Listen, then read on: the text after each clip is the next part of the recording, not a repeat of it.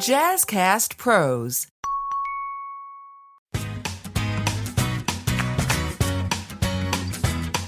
Welcome back to the Doze Podcast. I'm your host, Soda Kuczkowski, your trusted sleep coach and guide to navigating how well you sleep. I'm the founder of Start With Sleep, a community-driven organization based in New York dedicated to promoting sleep education and advocacy. And we offer a wide range of services, including sleep health education for school systems, corporate wellness programs, alongside sleep support services, including home sleep testing and sleep coaching. I'm also the owner of The Doze, a unique retail boutique that provides a curated line of sleep-enhancing products and personalized support. Now, today's episode is an important one because it's about you, me, and the millions of others out there who feel like they're fighting a battle with sleep alone. But here's the thing, you're absolutely not alone. Not in the slightest. Sleep problems have become so common that they almost feel normal. But the truth is, just because something is common doesn't mean it should be accepted as that's just the way it is. You know, it's time to stop treating sleep deprivation as a badge of honor or a part of life, and instead as a collective crisis that it is, a struggle that affects us all. Now, how often have you tossed and turned at night, staring at the ceiling, wondering if you're the only one that feels exhausted? You know, if you've woken up groggy and drained only to feel like no matter what you do, you can't seem to get a good night's rest, I'm here to tell you that you are far from alone in these struggles. Sleep issues are affecting millions of people every single night across every age, occupation, and lifestyle. I'm in rooms every day presenting about sleep, and every time I share information, I can see in people's faces a light bulb moment when they realize something they didn't know, or a sigh of relief in knowing not only are things more common than they realize, but there are real, actual, targeted solutions to their problems. The issue is that they've been misled or ignored in their pleas for help. But here's where we need to flip the script. As a community, we must stop hiding our sleep problems behind closed bedroom doors. Instead, we need to treat sleep as a public health issue because it is. Because many people are struggling and continue to struggle despite the access to information. Because often, much of what you're told does not apply to you, or again, you're misguided with information that doesn't provide you the relief you're looking for. I mean, I can't tell you how many clients I've had that swear that they have tried everything. You know, part of the issue lies in applying the wrong solution to the problem, but another lies in complicating a process that often requires you to remove, not add to it. I mean, let's take a moment to think about the narrative surrounding sleep in our culture. First, you might hear phrases like, I'll sleep when I'm dead, or sleep is for the weak. We've glorified being busy, working long hours, and burning the candle at both ends. Sleep is treated as a luxury or even an afterthought, when in reality, it should be prioritized as a vital part of your health and wellness. I mean, just like nutrition and exercise. Actually, I'm going to take that back. Even more so, as it's the foundation for everything. I mean, I can't tell you, I have worked with clients in the physical space for a number of years. These are individuals that are in top physical condition. They run, they eat right, they hydrate, but they sleep poorly. I can remember an example of this one instance. There was a cardiologist that I knew, and he prioritized everything but sleep. He was an active swimmer, and one day he ended up having a heart attack. And now, while there are other contributing factors that can affect your heart health, you should know that sleep is really at the top of that list. You know, I have been a speaker for the American Heart Association for a number of years, and about 2 years ago, they finally added sleep as the 8th pillar for a healthy heart. You know, I talk about it in all my presentations and trainings, but if you want to remain healthy, sleep is where you start. But here's the kicker. Many of the sleep problems you face are directly linked to the very culture of hustle and burnout. You know, the world is noisy, fast-paced, and full of distractions, and it pulls you away from sleep. And it's become normalized. But when you normalize sleep problems, you allow a ripple effect of health issues to take root. From the mental health struggles that we're seeing, weakened immune systems, cardiovascular disease, and so much more. It's time for a shift.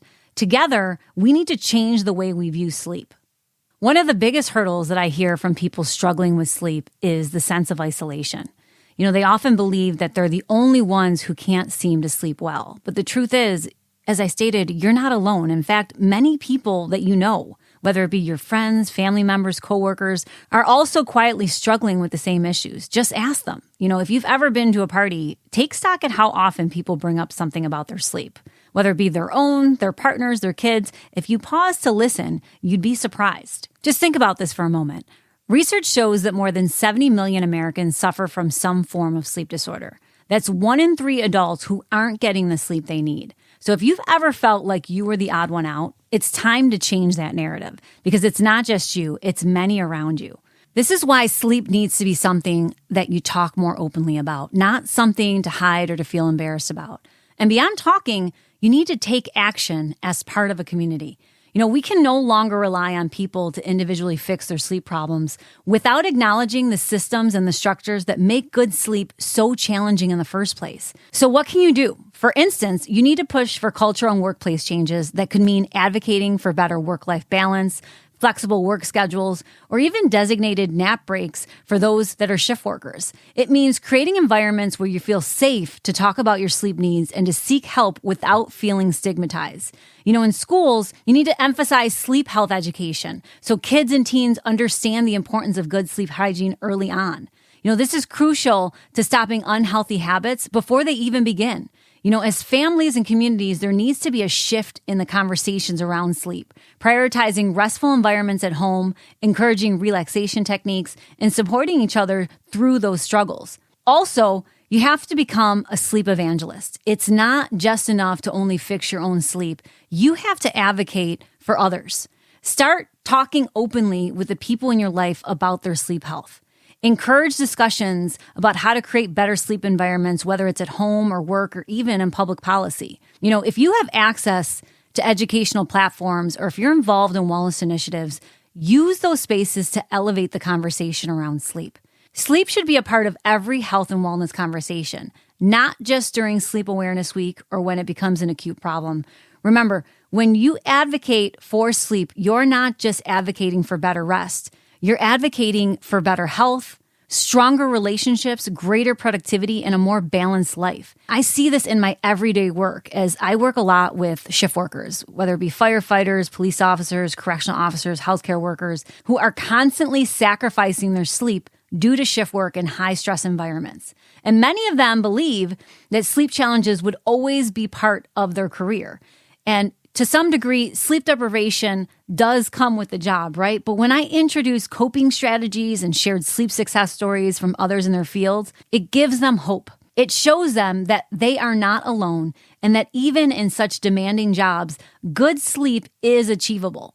But you have to make a plan for success because as the saying goes, if you fail to plan, you plan to fail. If you're in a demanding role with short sleep opportunities due to a number of factors, whether it be responsibilities with your home life, another job, or your commute back and forth, there is always a way to improve your sleep, but that process starts with every choice you make throughout the day. Every choice that you make throughout the day will dictate how well you sleep. So to wrap it up for today, I want to leave you with this thought. Sleep issues are not an individual burden. They're a shared experience. And that means the solution lies in all of you. When we come together and acknowledge that we are all connected in this challenge and push for real change, we can create a world where getting a good night's sleep is no longer the exception, but the norm. I challenge you today to take that first step, start changing your personal sleep habits, but also to become part of a larger movement that prioritizes sleep health. Talk about it, share your experience, and advocate for change. You are not alone, and together we can create a world where sleep is valued as the cornerstone for a healthy and fulfilling life. Thank you for joining me today on the Doze Podcast. If you have found this episode helpful, share it with someone you think might need to hear this message. And let's keep the conversation going. Together, we can change the narrative around sleep. Until next time, sleep well.